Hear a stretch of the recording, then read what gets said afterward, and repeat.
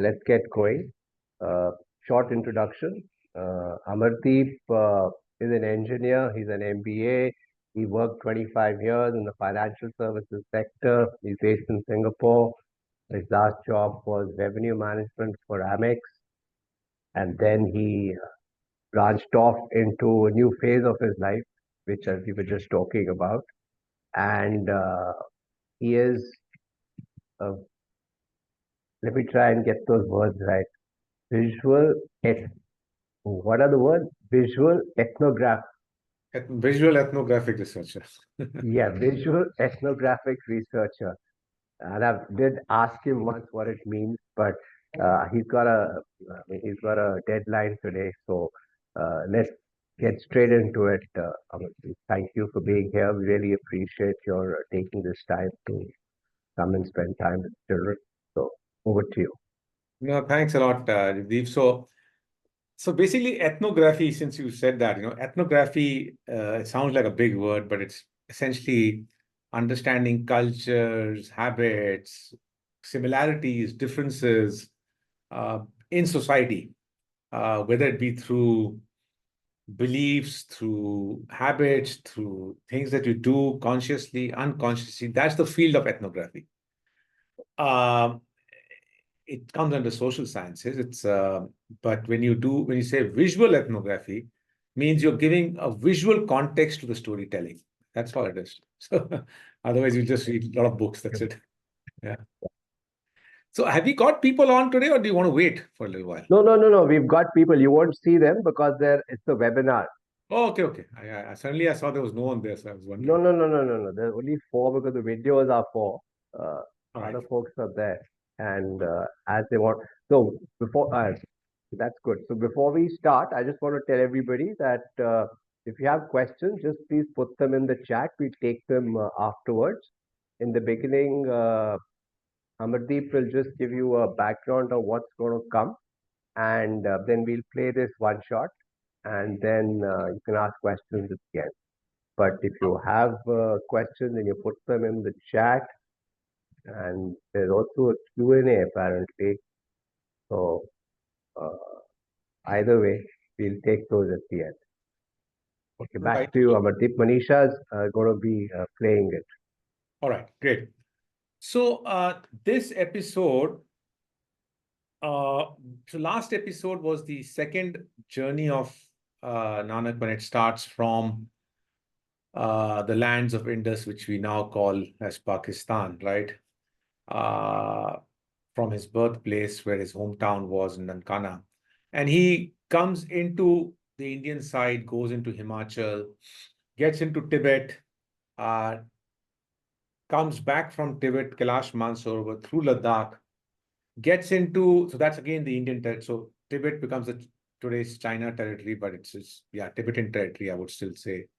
But then it gets into India and Ladakh, and then he gets back into what is in the Pakistan-occupied Kashmir, the region of Gilgit-Baltistan, from where the Indus River flows.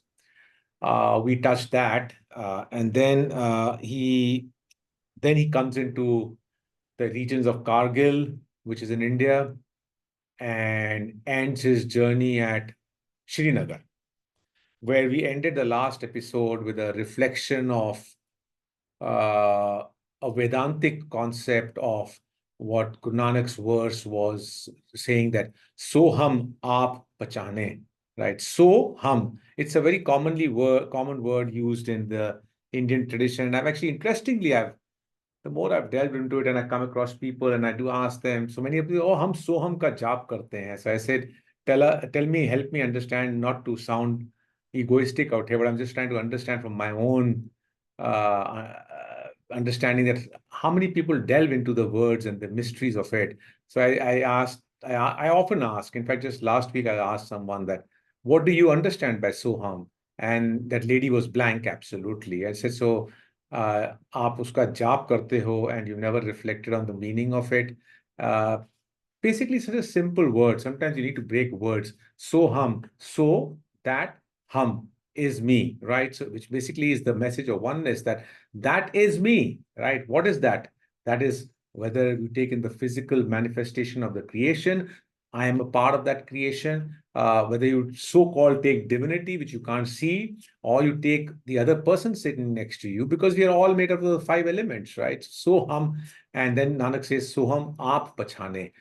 That what I am, I recognize within me, pachano usko apne mein, right? So that's where we ended this. And it was befitting a verse at Srinagar where we ended this, because Srinagar is a place where the Shankaracharyas, the South Indian 10th century saint, his temple is there in Srinagar. There is there is a commonality in terms of the thought process of oneness, and so therefore we ended with that beautiful Shabad out there. Now this episode starts from there on. We are from Srinagar now going to enter back into Pakistan. And the first place we're going to actually get into is in a region close to where the westmost part of Punjab, the Punjab now that is in Pakistan, and close to the Khyber Pakhtunkhwa area, the land, the state which is in between Punjab and the Afghanistan region, where the Peshawar comes in, the Northwest Frontier Province. So this place is called Hassan Abdal, right? And Hassan Abdal is a place where there is a narrative associated with Guru Nanak, and I just want to reflect a bit out here. I'm just going to give 2-3 points out here because the episode is going to speak by itself. I'm just going to restrict 2-3 points this time, right? And this one is very important because in the realm of faith and religion, unfortunately, what happens is that because it's about belief, and beliefs get kind of churned in a way to somehow to market things, and this happens with every belief. Okay, you have to come with some kind of an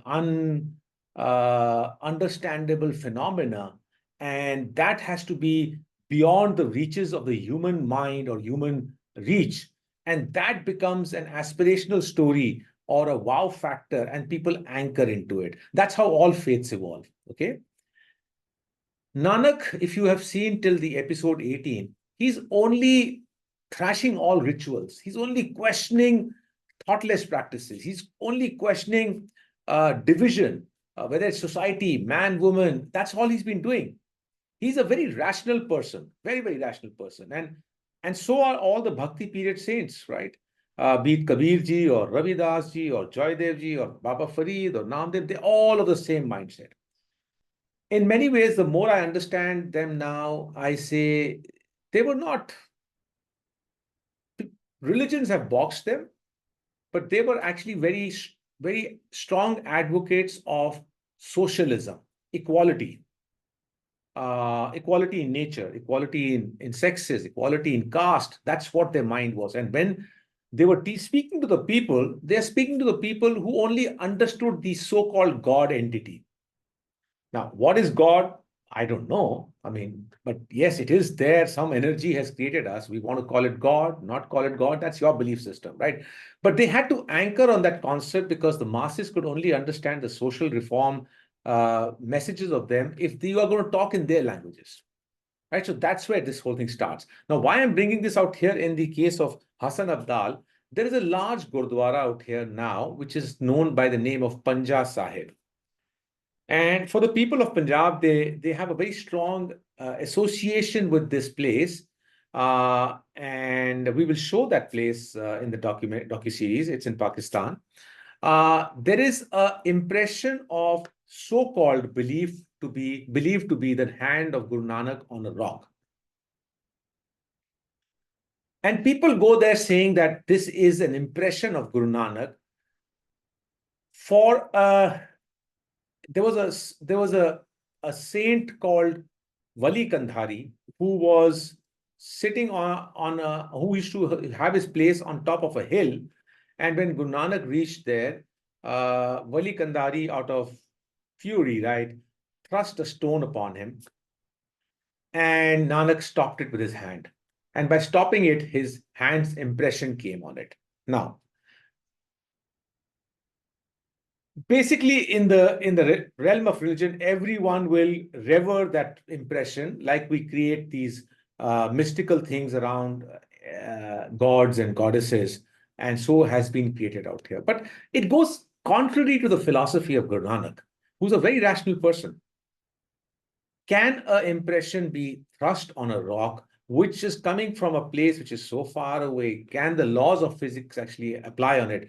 Before we get into all those rationalizations and questioning and disruption of it, all I want to say is you are dealing in the realm of faith. So we are touching this. When you hear this verse, actually there's a Muslim man, a Punjabi man who sings in this place a verse of Guru Nanak. And through that, he's giving a very profound message. You and I cannot, in the realm of religion, question these things, because someone's going to come and say that you are wrong, and then everyone starts slapping you, right? So all we're trying to say is, let's take a verse of Nanak and try and understand what he's trying to say out here. And all he's trying to imply out here is that, and what the way we are interpreting it is that I'm not questioning that rock. Whatever is your belief system, you believe it, right? But the message from his verse says that the hardness of the ego of our mind and our heart can be softened by the wisdom of the elated ones when that is understood, right? And that can leave an impression like a blessing of a hand of a learned one. If we take it like that, all disputes end.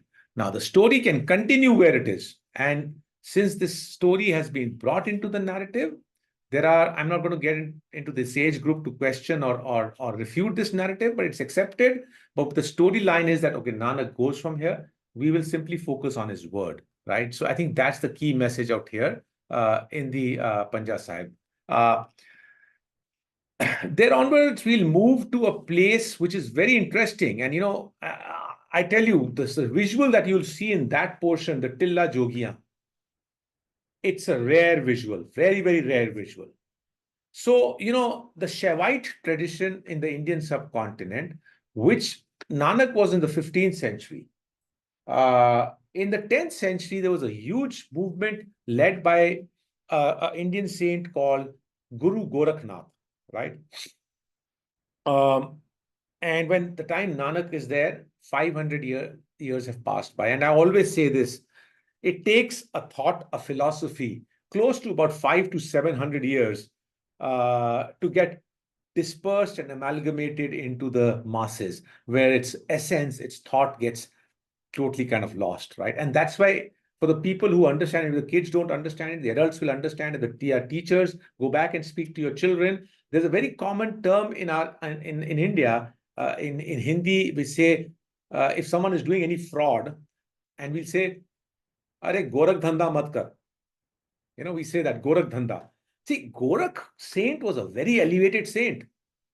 And if you read his philosophy and you read his verses, wow, it's amazing. But what has happened in 1000 years, 10th century to the 20th century, what has happened? His entire philosophy has been turned into a negative derogatory word if someone does something, Gorakh Dhanda kar raha. That means you're doing fraud. But Gorakhnath was not like that. So this is a learning that we have to take even from, I'd say, to the advocates of Nanak. You have to get your act together, because we are at the cusp of 500 years. It should not happen in a few years from now that we also get caught like that, or any tradition you might be, right? So if you follow the Shavite tradition or this and that, be careful, be mindful, right? The very age-old traditions. So Guru Gorakhnath was a follower of the Shavite tradition. And when Nanak goes to Tilla Jogya, this is close to the city called Jhilam, along the banks of the river Jhilam in Pakistan. And there are these Potohar range of mountains. And Potohar range of mountains in the West Punjab are small, low-lying hills like the Shivaliks, and slightly higher than that. And they're more flattened plateaus, right? They call it in Punjabi, Potohar. Potohar comes from the word Pathar. Pathar is a plateau, like the Tibetan, we'll say Tibeti Pathar. Pathar is a plateau. So these are plateaued kind of mountains, right? And I've had the opportunity to walk up there. And on top, these are these abandoned temples, and there's a place made in the memory of Guru Nanak's visit there of a civilization. There's a huge pond made by Ranjit Singh in the memory of Guru Nanak's followers who used to stay there. Ranjit Singh was the ruler of Lahore before the British came in. at the time when the Sikh Empire was created.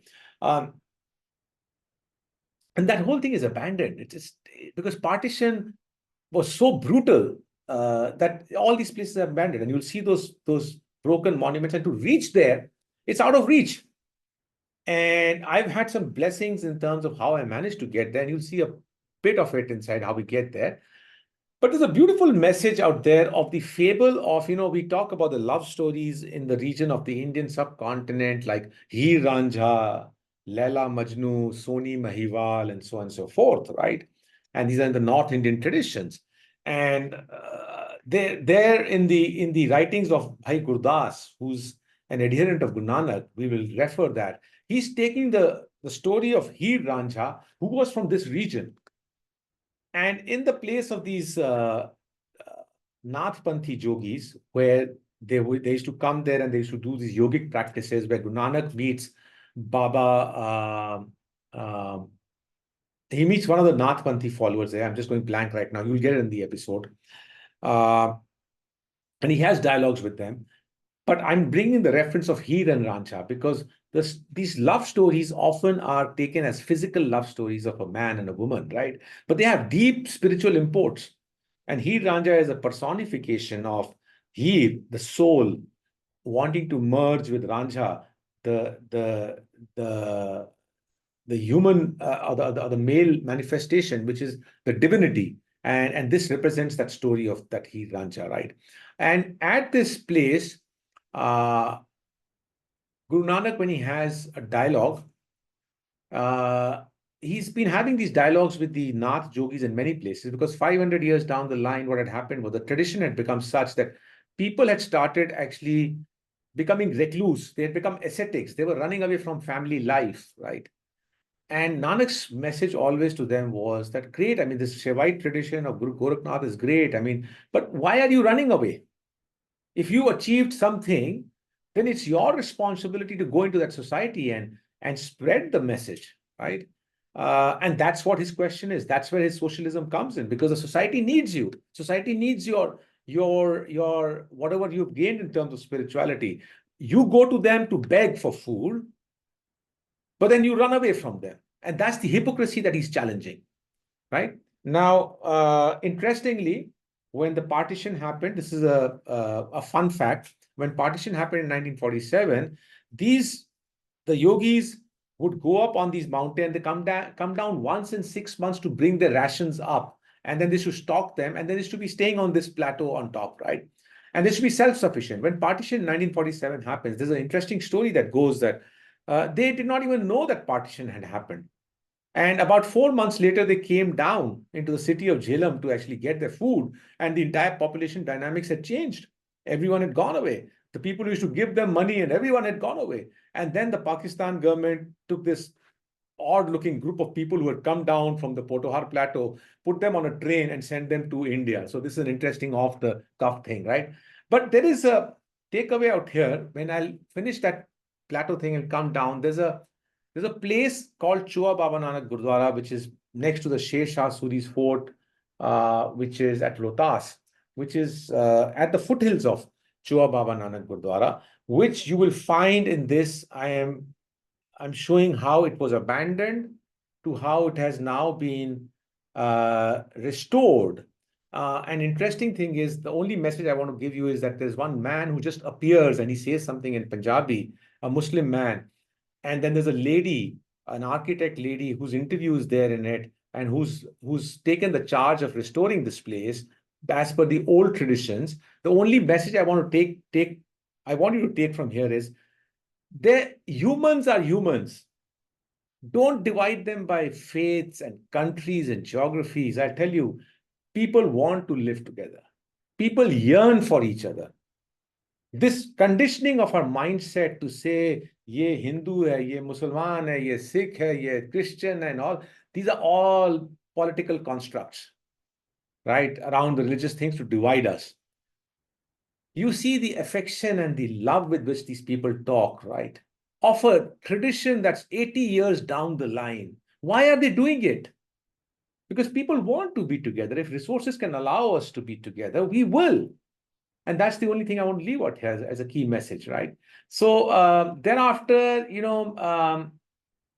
after Jhilam, I think you'll find, I'll keep it a bit brief now. The last piece is that um, you'll find one or two more places, but I'll not touch them now. You'll find the story emerging, but we'll end the entire episode by simply giving a message that when Nanak reaches back after his second odyssey into his hometown, Nankana, his parents ask him what delicacies can be served you. And this comes in the traditions. What can we actually offer you?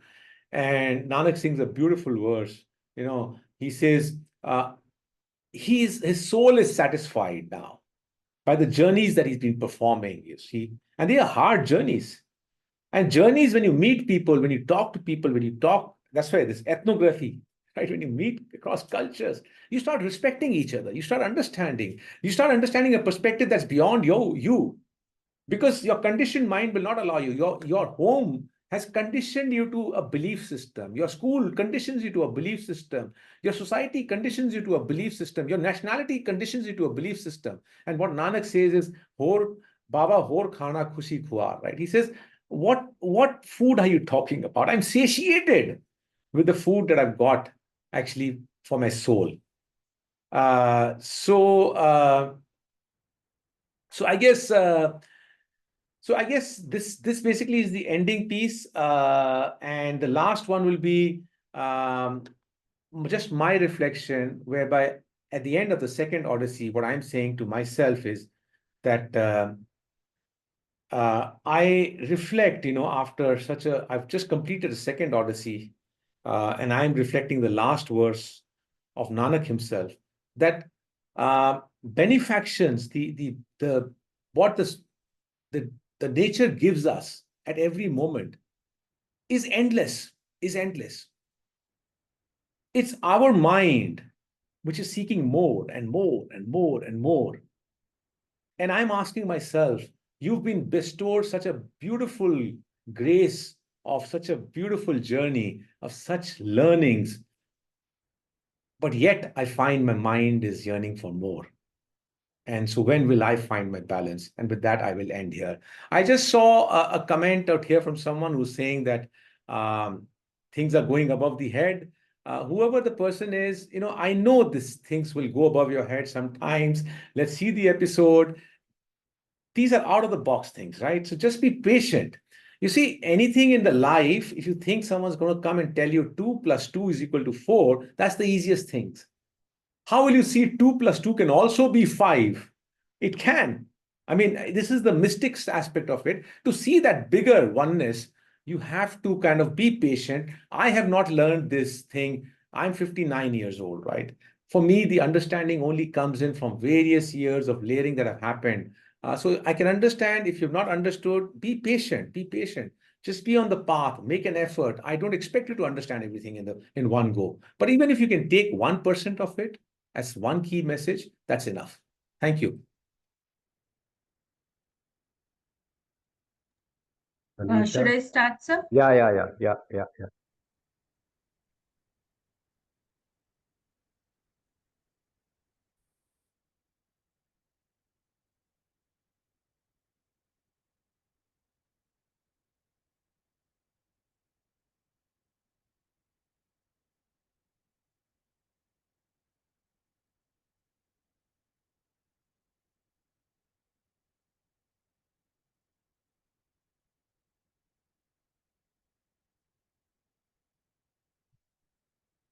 There's no sound, Manisha.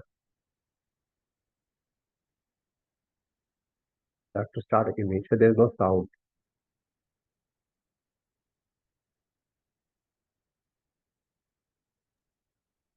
Uh, so you're not able to hear? No. You have to check that box to share the sound. 1 minute, I'll share again. Yeah.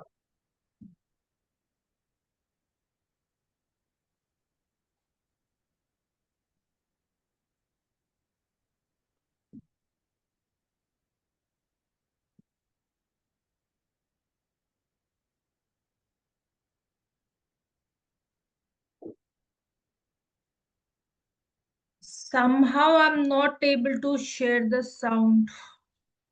There's a box there. You have to just check Yeah, it. I'm not able to tick that box. This is what I'm trying to say. Just go back, stop sharing and share again. Happens.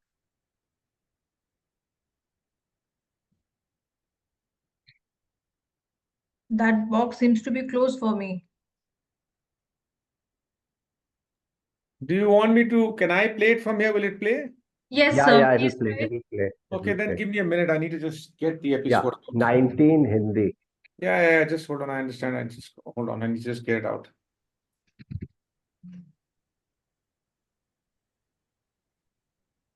Okay.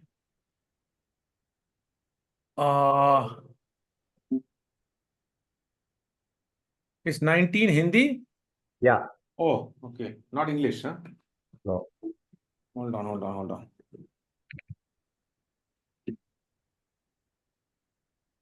Okay.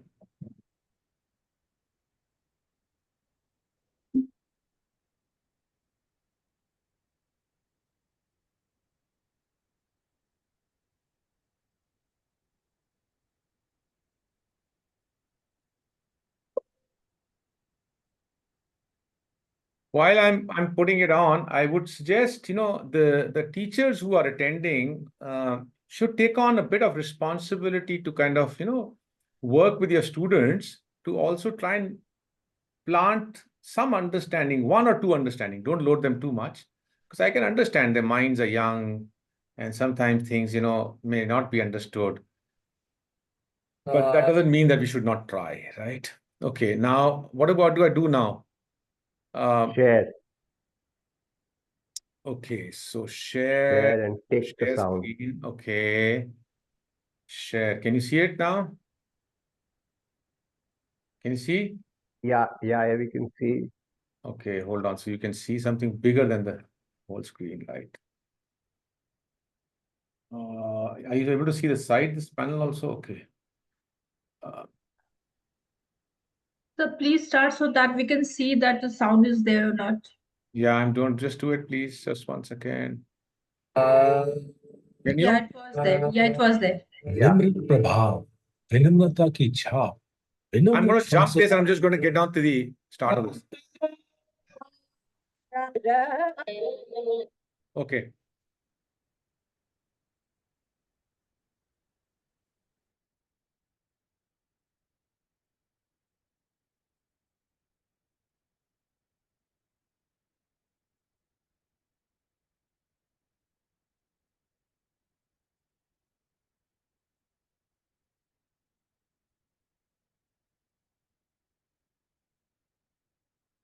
Can't hear.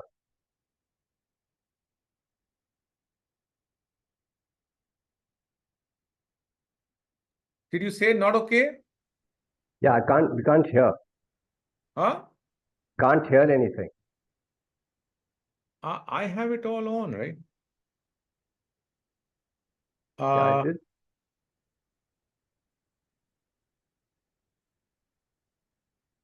Okay. I'm going to stop share again. I'm going to share once again.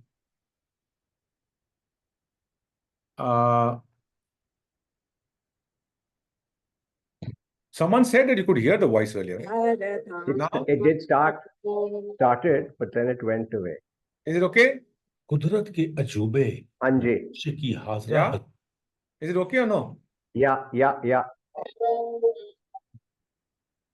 Agama agochar apara apara par brahma paradhano.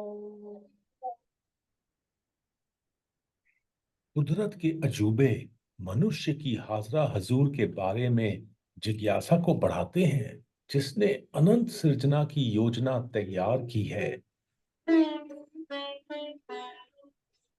Guru Nanak और भाई मर्दाना ने श्रीनगर से हसन अब्दाल, टिल्ला जोगिया, सियालकोट के रास्ते पसरूर से तलवंडी वापसी की, जो अब ननकाना साहिब जाना जाता है। इसके बाद वो सुल्तानपुर लोधी की ओर चल पड़े। गुरु नानक और भाई मर्दाना ने श्रीनगर वादी के पश्चिम की ओर पहाड़ी इलाके से सफर किया और हसन अब्दाल पहुंचे।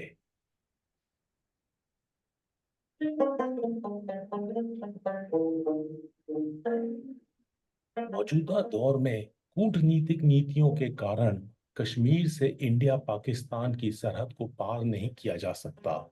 इसलिए हम पंजाब के वाघा नाका पर गए और वहां से सरहद को पार करके पाकिस्तान में हसन अब्दाल से गुरु नानक के पद चिन्हों पर अपना सफर आगे बढ़ा रहे हैं।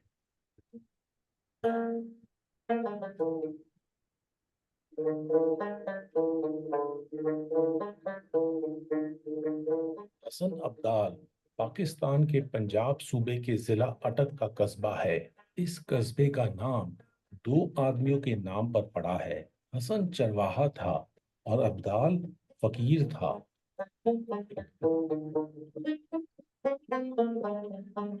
कहा जाता है कि चरवाहे ने फकीर को गाय का दूध पेश किया और शुक्राने के तौर पर फकीर ने नजदीक के पहाड़ से पानी का झरना खोल दिया, जिससे पानी की किल्लत वाले शहर की मदद हो सके। दिलचस्प बात यह है कि 7वीं शताब्दी के चीनी यात्री ह्यून सांग ने लिखा है कि यह झरना एलापात्रा राजा के दौर का है।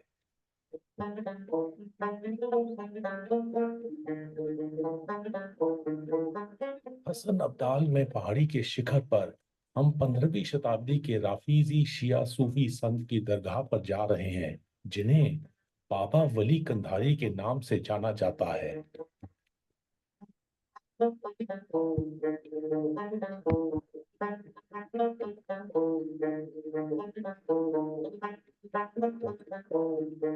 बाबा वली कंधारी अफगानिस्तान के कंधार के फकीर थे, जो हसन अब्दाल में बस गए थे और एक पहाड़ी के शिखर पर क़याम किया था, जहां पानी का झरना था। यह दरगाह उन्हीं की याद में बनाई गई है। बताया जाता है कि पहाड़ी के शिखर वाला झरना शहर के लिए निर्मल पानी का एकमात्र स्रोत था। बाबा वली कंधारी पहाड़ के शिखर पर रहते थे। वह पानी भरने आए लोगों को उपदेश देते थे।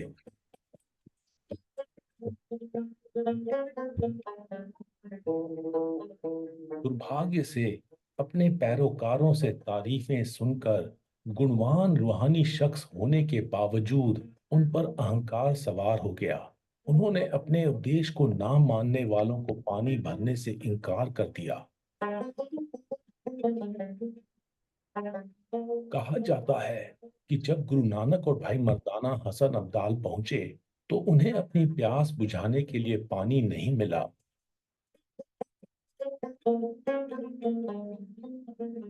जब बाबा वली कंधारी पर भाई मर्दाना के पानी के लिए अनुरोध का कोई असर ना हुआ तो गुरु नानक ने एक पत्थर हटा दिया, जिसके नीचे से पानी का एक झरना बह निकला। इससे बाबा वली कंधारी उग्र हो गए। असुरक्षा की भावना और अपनी विश्वसनीयता के मिटने के डर से उन्होंने पहाड़ से एक बड़ा शिलाखंड नीचे गिराया, जिसे रोकने के लिए गुरु नानक ने अपना हाथ उठाया। गुरुद्वारा पंजा साहिब की इमारत में पत्थर के एक तरफ हाथ का निशान गुरु नानक के हाथ की छाप माना जाता है। दिलचस्प यह है कि पुरानी जन्म साखियों में इस वृतांत का जिक्र नहीं है। इसका जिक्र बाद में लिखी गई बाला जन्म साखी में आता है। हसन अब्दाल में एहसन अली से मुलाकात आनंदमयी रही, जो एक शास्त्रीय गायक हैं। वह हमारे साथ गुरुद्वारा पंजा साहिब गए।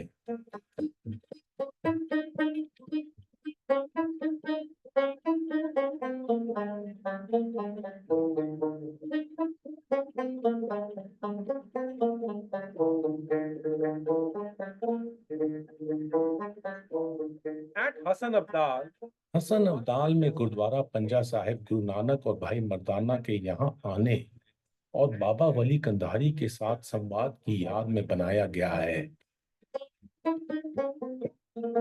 यह गुरुद्वारा 1821 में हरि सिंह नलवा द्वारा बनवाया गया था। जो महाराजा रणजीत सिंह के नामवर जर्नैल थे। स्थानीय सिख संगत ने 1920 के दौर में इस गुरुद्वारे की इमारत का विस्तार किया, एक स्कूल बनाया गया और बाहर की तरफ दुकानें बनाई गईं।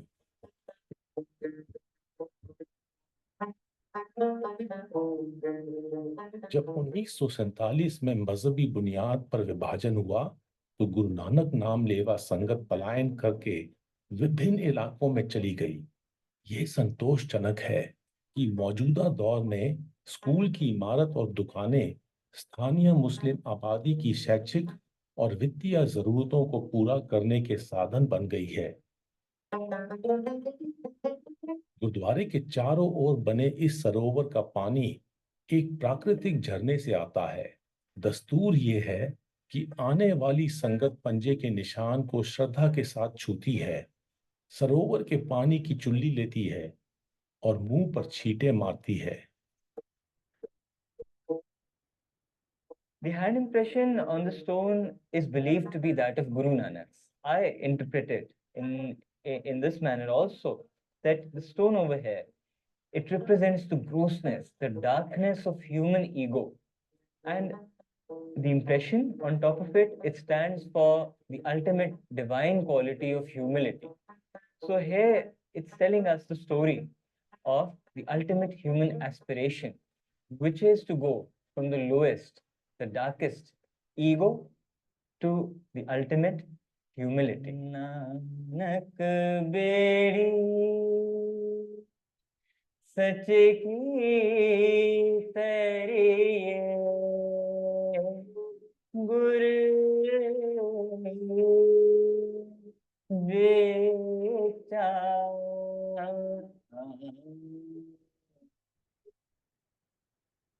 एक आवे एक जावे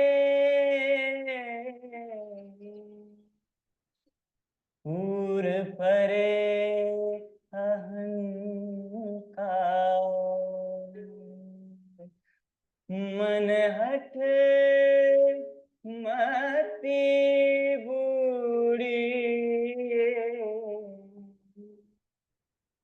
गुरमुख सचे सूता।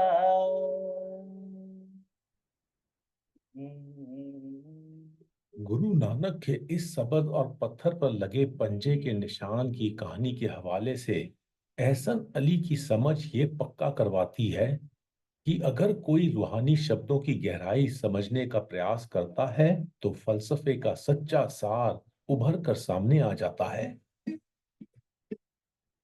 मेरी विनम्र समझ है कि गुरु नानक ने बाबा वली कंधारी और निवासियों के बीच जल विवाद पर गुरु विचार के माध्यम से सलाह दी होगी।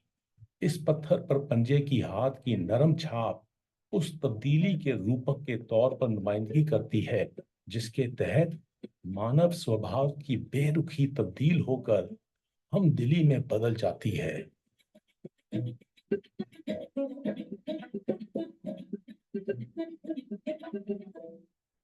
गुरु नानक और भाई मर्दाना ने हसन अब्दाल से झेलम जिले में टिल्ला जोगिया का सफर किया।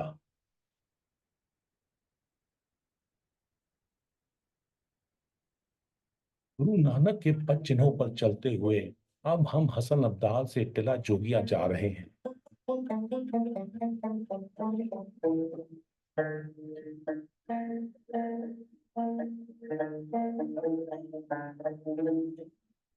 गुरु नानक के सम्मान में झेलम जिले के जागीरदार जनाब तालिब अपनी गाड़ी में हमें टिल्ला जोगिया लेकर गए, जहां कच्चे पहाड़ी रास्तों से ही पहुंचा जा सकता है।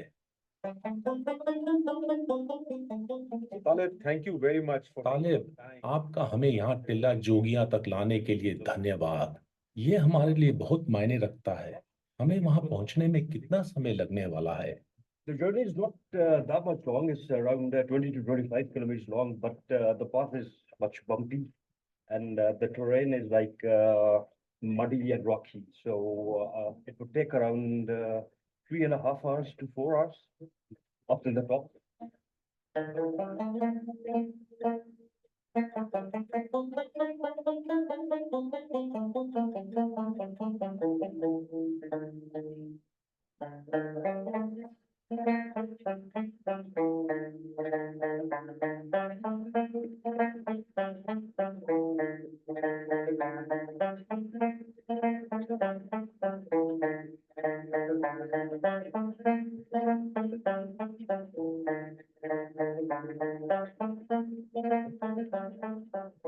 तिल्ला जोगियां पहली सदी का हिंदू मंदिर और भिक्षु विहार समुद्र तल से 3200 फीट की ऊंचाई पर है।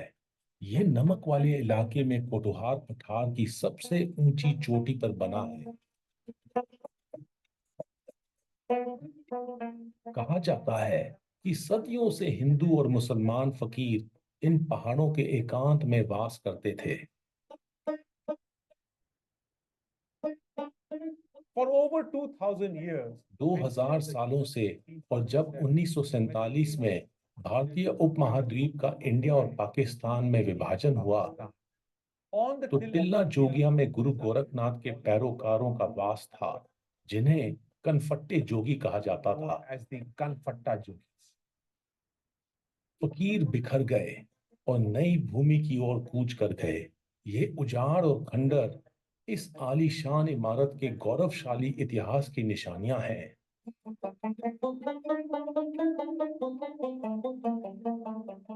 कन्नी मुंद्रा पाके मथे तिलक लगा के मैं जाना जोगी दिन। टिल्ला जोगिया का जिक्र पंजाबी सूफी शायरी में आता है। जब रांझे को अपनी महबूब हीर नहीं मिली, तो उसने टिल्ले पर बसते कनफट्टे जोगियों का सहारा लिया और उसने टिल्ले पर जाकर कान छिदवा लिए। found solace with the Kanfatta Jogis who resided on this mountain. दुर्भाग्यवश हीर रांझा की लोक कथाओं को गलत समझा जाता है, क्योंकि इसे अस्वीकृत प्यार की दर्दनाक कहानी माना गया है। जब रूपक के तौर पर इसके अर्थों को समझा जाता है, तो इसके सामाजिक मानदंडों की बुनियाद हिला देने वाली सोच उजागर होती है। रांझा एक आजाद ख्याल नायक रूह की नुमाइंदगी करता है, जो समाज और मजहब की बेड़ियों को तोड़कर रूहानियत की भव्यता के साथ एक हो जाना चाहता है। हीर बेखौफ नायिका है, जो रूहानियत की भव्यता की नुमाइंदगी करती है। भाई गुरदास अपनी वार में लिखते हैं, रांझा हीर वखाणिए ओ पिरम पराती, पीर मुरीदा पिरहड़ी गावन प्रभाती। चेले के गुरु के प्रति प्यार का बयान रांझा के हीर के प्रति प्यार के रूप में किया गया है। टिल्ला जोगिया हर दौर ਦੇ ਵਿੱਚ ਉਸਦੀ ਆਪਣੀ ਅਹਿਮੀਅਤ ਰਹੀ ਹੈ। ਇੱਥੇ ਅਲੈਗਜ਼ੈਂਡਰ ਤੋਂ ਲੈ ਕੇ ਮੁxtਲਿਫ ਅਦਵਾਰ ਦੇ ਵਿੱਚ ਸਿਕੰਦਰ ਆਜ਼ਮ ਲੈ ਲਓ, ਜ਼ਹੀਰੁद्दीन ਬਾਬਰ ਲੈ ਲਓ, ਉਹ ਵੀ ਟਿੱਲਾ ਦੇ ਮੁਕਾਮ ਦੇ ਇਸ ਜਿਸ ਜਗ੍ਹਾ ਦੇ ਉੱਪਰ ਅੱਜ ਅਸੀਂ ਖੜੇ ਆ, ਇੱਥੇ ਉਹ ਵੀ ਆਏ। ਬਾਬਾ ਗੁਰੂ ਨਾਨਕ ਜੀ ਉਹ ਵੀ ਇੱਥੇ ਆਏ। ਇੱਥੇ ਜੋਗੀ ਮਜ਼ਹਬ ਦਾ ਜਿਹੜਾ ਸਿਲਸਿਲਾ ਸੀ ਉਹ ਵੀ ਬੜਾ ਮਸ਼ਹੂਰ ਸੀ।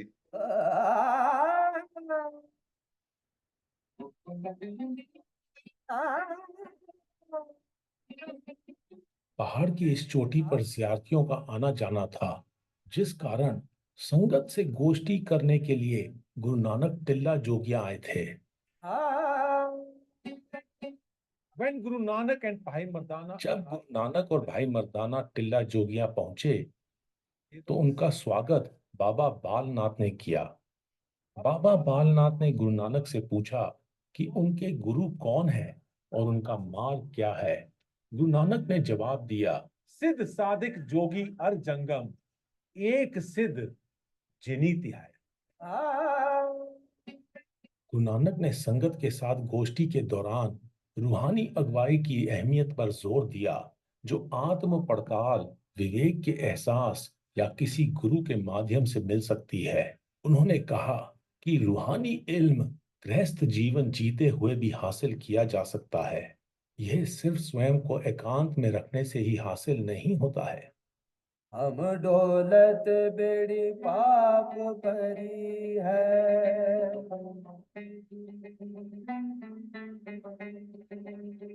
पवन लगे मत जाई,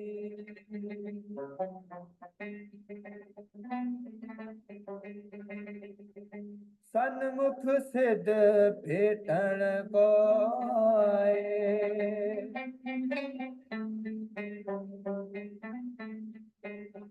देह चौदेह बड़ाई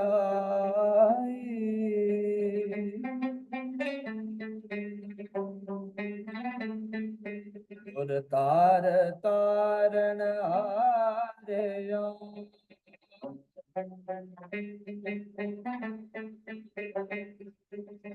देह भगत पुराण विनाशी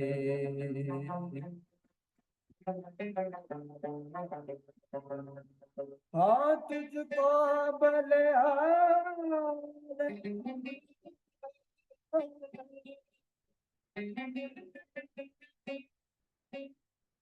भाई काहन सिंह नाभा ने गुर शब्द रत्नाकर में लिखा है कि गुरु नानक के सम्मान में जोगियों ने टिल्ला जोगिया में उनके आने की यादगार बनाई थी। उस जमाने मलंग जोगी इस टिल्ले ते इकट्ठे रहंदे सी। अल्लाह दी नजर विच सारे इक्को ही ने।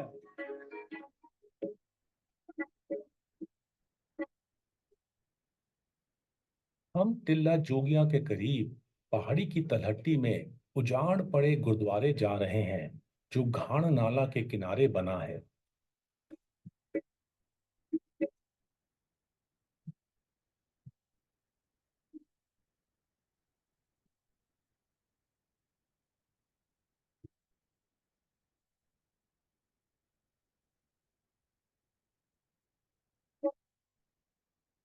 After having interacted with the yogi, टिल्ला जोगिया में जोगियों के साथ गोष्ठी करने के बाद आगे बढ़ने से पहले गुरु नानक और भाई मर्दाना ने इस स्थान पर आराम किया जहां पानी का कुदरती झरना बहता था। बाद में महाराजा रणजीत सिंह के समय के दौरान गुरु नानक और भाई मर्दाना के क्याम करने की याद में गुरुद्वारा चुआ बाबा गुरु नानक बनाया गया था। ये स्थान रोहतास किले के पास है।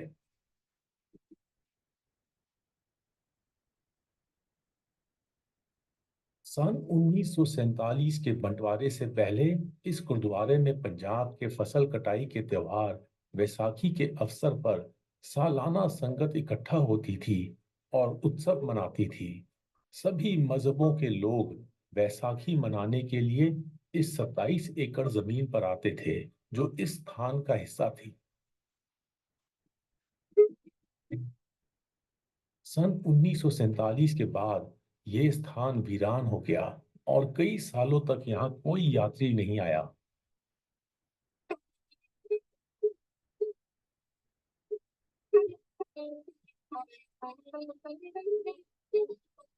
झेलम शहर का मैं रहना शकील मेरा नाम है ते दादी मेरी उन्हों का माशाल्लाह बड़ा आपका इंटैलीजेंट आई तो गुरु नानक साहब के बारे दसती होंगी कि इतों उन्हों का गुजर आना जाना रहिंदा हुंदा है कदे बड़े वडेरे को सुनिया नहीं तो फिर वो शेर सीना बसीना चला रहा जड़ा मैं भी सुनाना इको समरी है नानका जो जल थल रवे समा उसको काहे को पूजे जो जब में ते मर जा।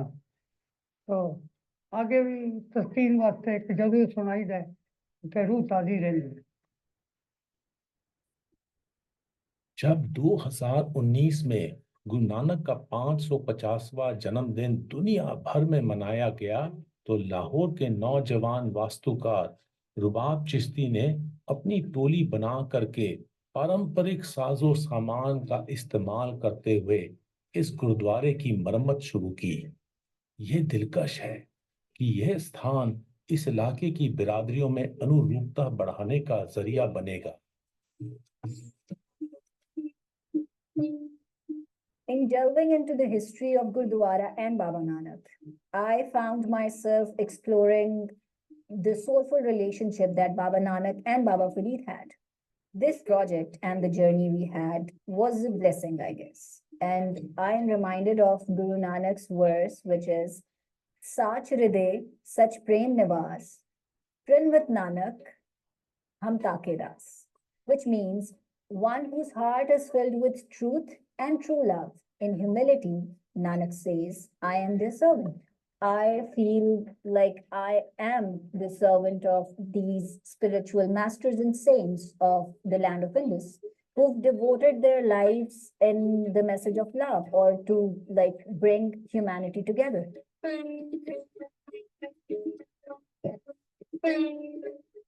किले, गुरुद्वारे और टिल्ला जोगिया की वीरान इमारतें इस इलाके के बीते दौर की सियासी ताकत और इसकी रूहानी प्राप्तियों की निशानियां हैं।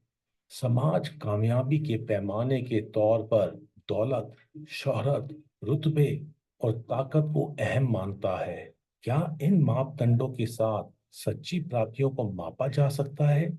मन चंचल विध नाही जाने, मन मुख मैला शब्द ना पछाने। गुरु नानक ने अपने शब्दों में मन लफ्ज का इस्तेमाल किया है, जिसका मायने दिमाग या दिल समझा जाता है। भारतीय परंपरा में इसका मायने शऊर और अहंकार का मिश्रण है, जो फैसला करने वाला शोएबा है। गुरु नानक ने कहा कि सच्ची प्राप्ति तो मन की नैतिक मध्यस्थ के तौर पर पहरेदारी करना है, ताकि रचनात्मक सोच से किसी अन्य तरफ ना भटके।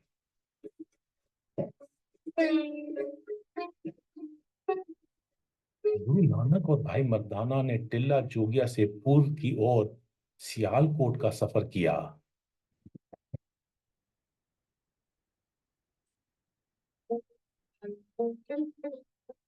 गुरु नानक के पद चिन्हों पर झेलम और चिनाब नदियों को पार करके अब हम टिल्ला जोगिया से सियालकोट जा रहे हैं।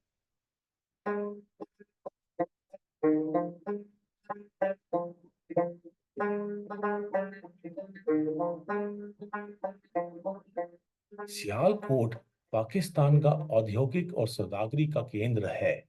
ये विभिन्न हुक्मरान और मजहबों का गवाह रहा है।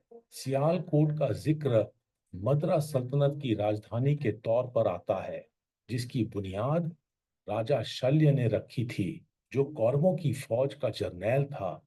महाभारत के महाकाव्य में कौरव 100 भाई थे। लेखागार के दस्तावेज बताते हैं कि जब महान सिकंदर ने दूसरी सदी ईसा पूर्व में सिंधु के इलाके पर हमला किया, तो सियालकोट की पहचान सगला के तौर पर थी। हम सियालकोट में गुरुद्वारा बाबे दी बेर जा रहे हैं।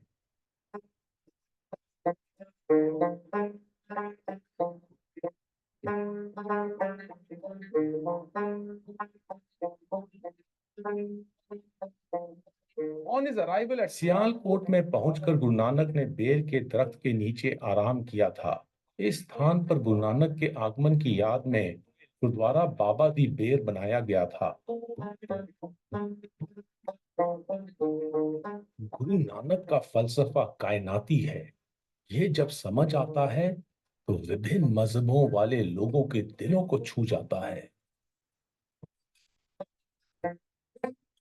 ये तख्ती गवाही देती है कि दाता राम नाम के हिंदू ने खुले दिल से सहयोग दिया। इस उजाड़ सरोवर की दीवारों पर गुरु नानक का वहदत का संदेश एक ओंकार लिखा है। यह सरोवर कभी गुरुद्वारा बाबे दी बेर की इमारत की सीमा के भीतर था।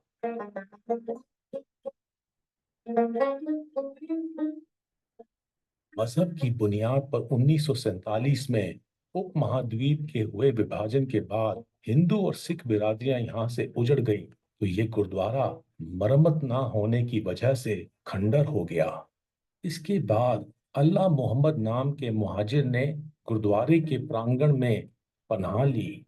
वह रूहानी झुकाव वाले मनुष्य थे और समय के साथ उनकी काफी मान्यता हो गई। उनकी मृत्यु के बाद उनके श्रद्धालुओं ने उन्हें गुरुद्वारे के परिसर में दफना दिया।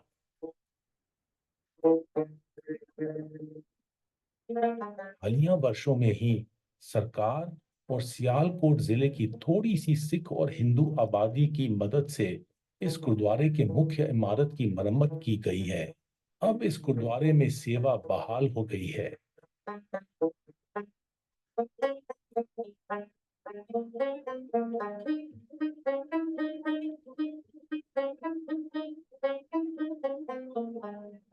गुरुद्वारा बाबे दी बेर के एक सेवादार आकाश सिंह हमें पास के एक कब्रिस्तान में ले गए, जो पीर हमजा गौस के यादगार के परिसर में पड़ता है।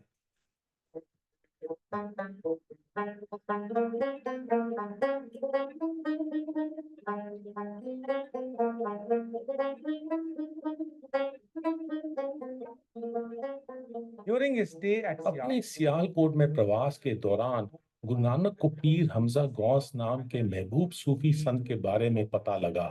पीर ने 40 दिन तप करने के लिए अपने आप को इस स्थान पर ताला बंद कर लिया था। चिल्ला शब्द भारतीय अंक 40 से बना है।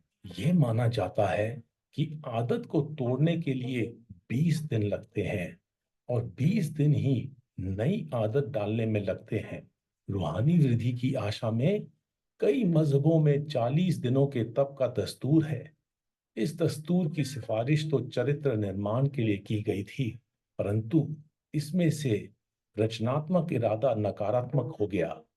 यह मजहबी कर्म कांड वाले कर्म के तौर पर सामने आया, तो इस तप को पूरा करने वाले कुछ श्रद्धालुओं में अहंकार घर करने लगा। गुरु नानक ने रूहानी गोष्ठी के दौरान विस्तार से बताया कि व्रत और परहेज जैसे कर्म कांड से मन और दिल में रहम दिली का वास नहीं हो जाता। यदि विनाशकारी सोच से परहेज किया जाए तो अहंकार की भूख मिट जाती है। when Guru Nanak met with the जब गुरु नानक की पीर से मुलाकात हुई तो उन्होंने उससे कहा, व्रत तपन कर मन नहीं पीजे। बुनियादी तौर पर इसका ये मायने है कि दिल में रहम का वास तप से ज्यादा अहम है।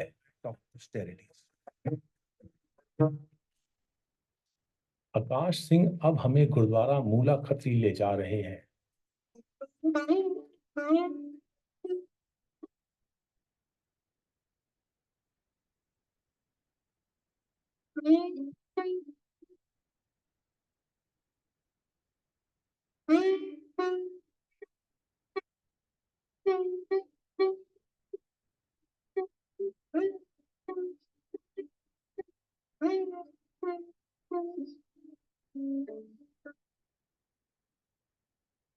Guru Nanak and Bhai Mardana Guru Nanak और भाई मर्दाना ने टोली के तौर पर लोगों को गहरा संदेश पहुंचाने का काम बहुत खूबसूरती से किया। सियालकोट में गुरु नानक ने भाई मर्दाना को 2 पैसे दिए और उन्हें सच और झूठ खरीद कर लाने के लिए कहा। and falsehood. As Bhai भाई मर्दाना सारे बाजार में गए तो हर कोई चकित हो गया। जब वो मूला खत्री की दुकान पर गए तो मूला खत्री ने कागज पर लिख दिया, मौत सच है, जिंदगी झूठ है।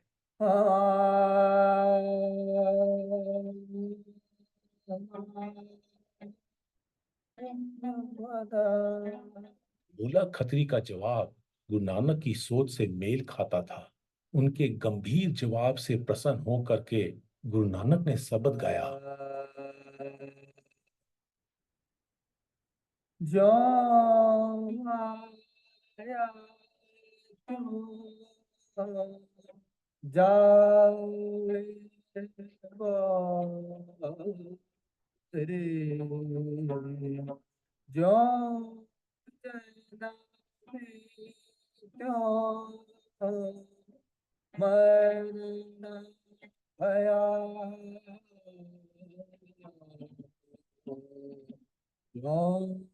रस भोग किए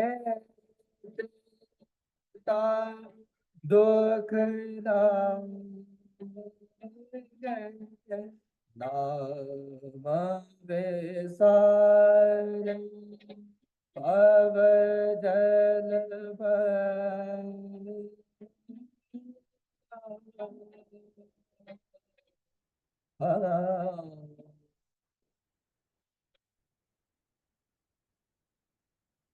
तन तन देखत गर्भ गया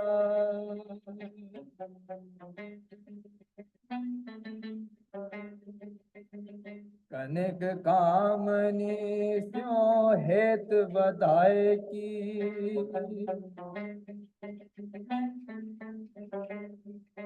नाम विसार परम गया।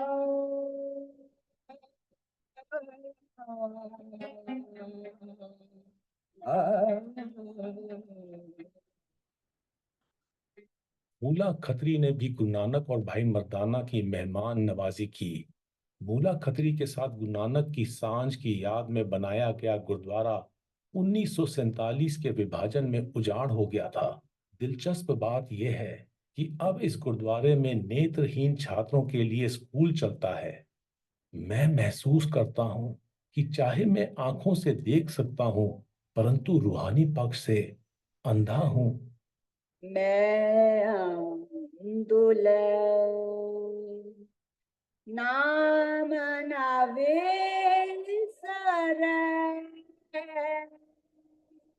टेक टिकी कर जाओ। सफर मानव प्रगति का बेहतरीन जरिया है, बशर्ते साथियों का झुकाव रूहानी हो। मूला खत्री ने कुछ दिन सियालकोट से आगे के सफर में गुरु नानक और भाई मर्दाना का संग किया।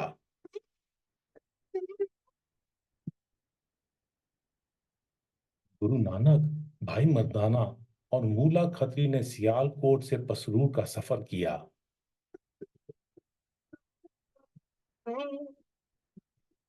गुरु नानक के पद चिन्हों पर अब हम सियालकोट से पसरूर जा रहे हैं, जो सियालकोट जिले में है। अब हम गुरु नानक और फकीर मियां मिठा की मुलाकात की याद में बने स्थान पर जा रहे हैं।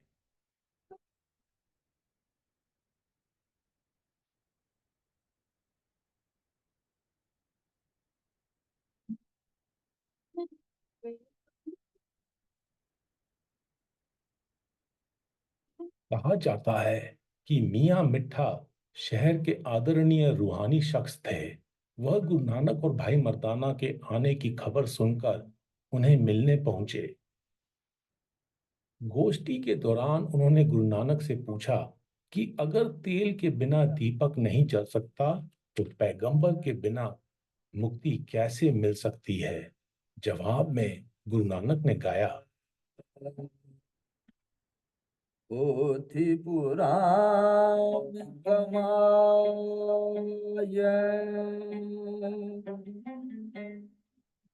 पावटी तन पाए, सच भूजन आन जलाए, ए होते दीवा जले, कर चानन साहिब जो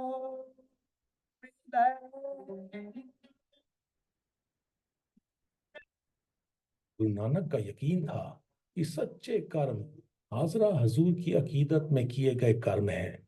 उन्होंने अपने सबद में कहा है कि ग्रंथ पढ़ना सहायक होता है और रूहानी रहबर फायदेमंद है, परंतु सबसे अहम अच्छे व्यवहार वाले गुण हैं जो दीपक समान हैं, जिनकी रोशनी मनुष्य की अपनी और दूसरों की रूह रोशन करती है। सन 1947 के बंटवारे में सिख और हिंदू पाकिस्तान से पलायन कर गए और यह गुरुद्वारा मरम्मत ना होने के कारण खंडर हो गया। अब इस इमारत का कुछ हिस्सा ही बचा है।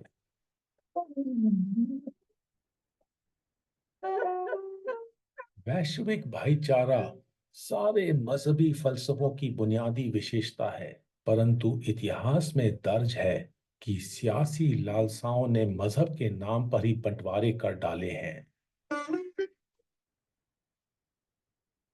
ऊद बिलाव में निराली विशेषता होती है। वह अपने इलाके की निशानदेही अपने जिस्म की महक से गुंथी मिट्टी की महकदार खंदक बनाकर करता है। मनुष्य के अंदर भी खुदाई विवेक की महक निहित है, परंतु ऊद बिलाव की तरह मनुष्य अपने बंटवारे की निशानदेही पहचान की हदें बनाकर करते हैं। गुरु नानक ने कहा कि आत्म पड़ताल की रहमत से अहंकार की खंदक गिर जाती है और इत्तेफाक की शाश्वत महक भर जाती है। कर कृपा कर मेला दिखाया नानक हो मैं मार मिला।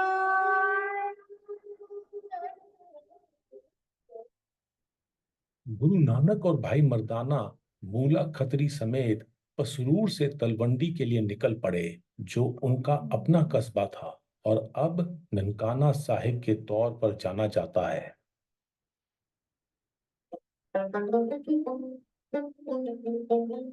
गुरु नानक के पद चिन्हों पर अब हम पसरूर से ननकाना साहिब जा रहे हैं।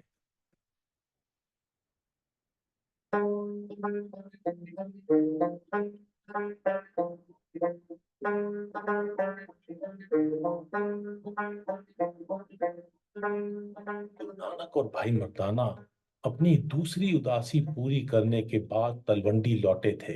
पहली उदासी के पूरा होने और तीसरी उदासी के शुरू होने के तिकोने हिसाब के साथ अंदाजा होता है कि दूसरी उदासी 4 साल में पूरी हुई होगी।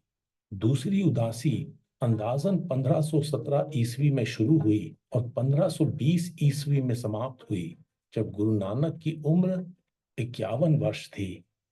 गुरु नानक की माता तृप्ता इतने समय बाद अपने बच्चे को देखकर बहुत खुश थी। उनकी इच्छा थी कि अपने प्यार के इजहार के तौर पर उनके पसंदीदा पकवान बना करके खिलाएं। गुरु नानक ने अपने सफर के दौरान रूहानी पकवानों का स्वाद लिया था।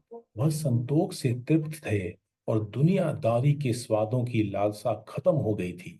उनकी रूह को संतोष और सामाजिक इत्तेफाक की खुराक का स्वाद पसंद आ गया था और वो वही चाहते थे। बाबा और खाना खुशी को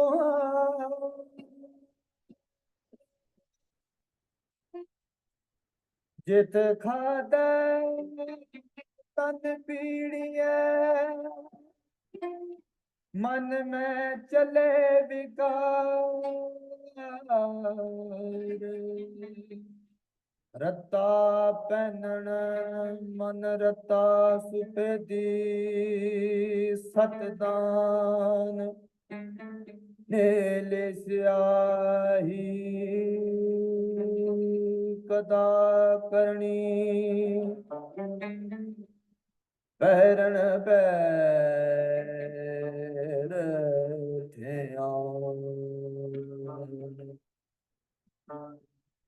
कमर बंद संतोख का तन जो बने तेरा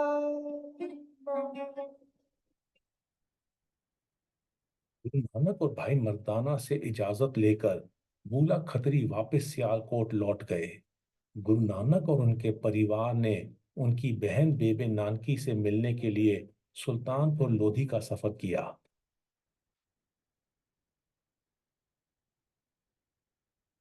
हम वाघा नाके से इंडिया जा रहे हैं और सुल्तानपुर लोधी से गुरु नानक के पद चिन्हों पर अपना सफर आगे बढ़ाएंगे।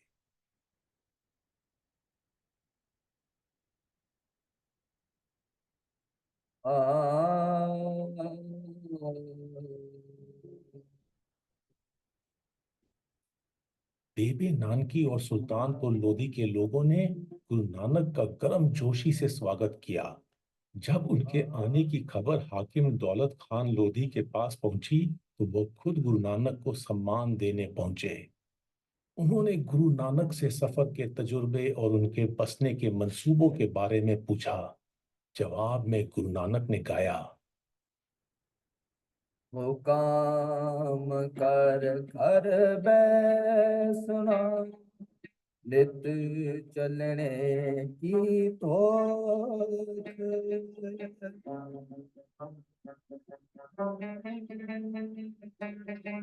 हुकामता पर जानिए जा रहे देह चलनो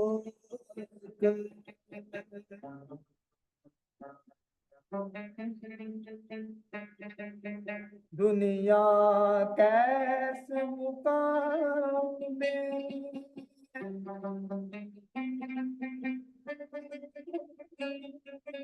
कर सेधक करनी खर्च बांधो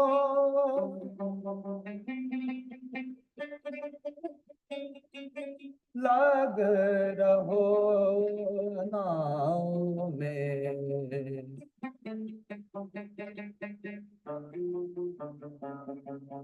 लग रहो नाव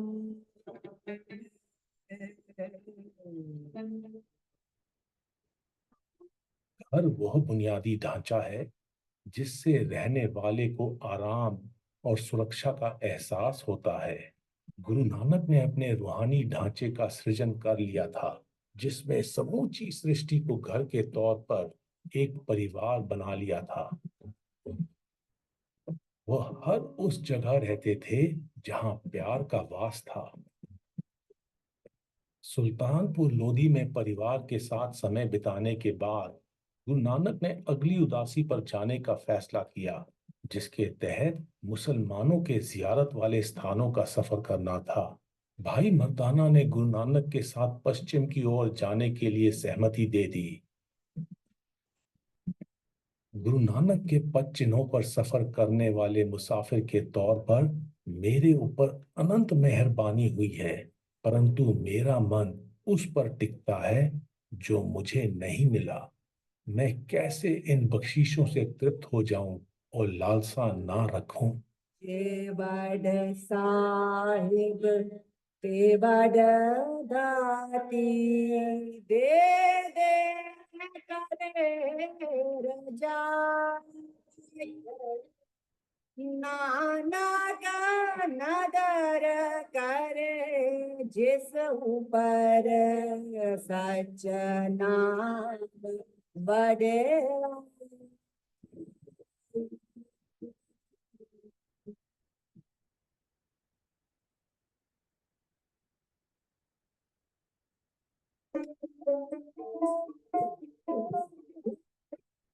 All right. So we have about 15 minutes. Okay, so maybe you can start with answering You'll have what to is the fire, meaning of Ekomkar? you'll have to fire the questions. Sorry. So what was it? Rajavardhan asked, what is the meaning of Ekomkar? Oh, it's we have touched this before, but let me explain it. In my mind, and I'm not passing judgments on anyone, okay? Because the realm of faith can be interpreted in many ways, right? The most simplest and the most thoughtless description that has been taught to our conditioned mind is God is one. Everyone says it. एक ओंकार, God is one. रब एक है, भगवान एक है. किसने कहा नहीं है? सारी इंसानियत एक है, सारी कायनात एक है, सारी सृष्टि एक है. जो बाहर है वो अपने अंदर में भी है. 5 तत्व बाहर है वो अपने अंदर में भी है. सब कुछ एक है, right? So God is one is the most simplistic Abrahamic definition that is not our Indic mindset. एक ओंकार समझने के लिए you have to understand what is Om first. Om is a manifestation of diversity. Diversity in forms of 3 energies. एक जो create कर रही है, एक जो sustain कर रही है और एक जो खत्म कर रही है.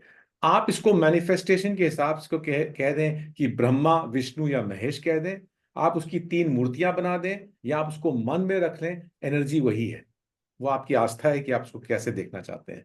But bottom line is Om reflects diversity. The त्रिकोण, 3 inside it, जो 3 का है रूप, वो 3 एनर्जी को दिखा रहा है, जो बना रही है, कायम कर रही है और खत्म कर रही है. That's all it is happening. अभी हम इस मीटिंग में आए हैं, 1 घंटा पहले हमने स्टार्ट किया है, ये एनर्जी कायम हो गई, 1 घंटा तक चली, मैं भी 15 मिनट में चले जाऊंगा बाहर, खत्म हो जाएगी एनर्जी, राइट। सो वैसे ही हमारी बॉडी भी आती, सब आती है।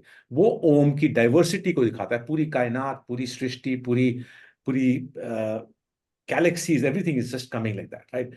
वो अब उस पे एक ओंकार, वो ओम पे नानक क्या करते हैं, आकार, जो आकार का मतलब है मैनिफेस्टेशन, जो जो हमको हमारे सेंसेस में आ रहा है।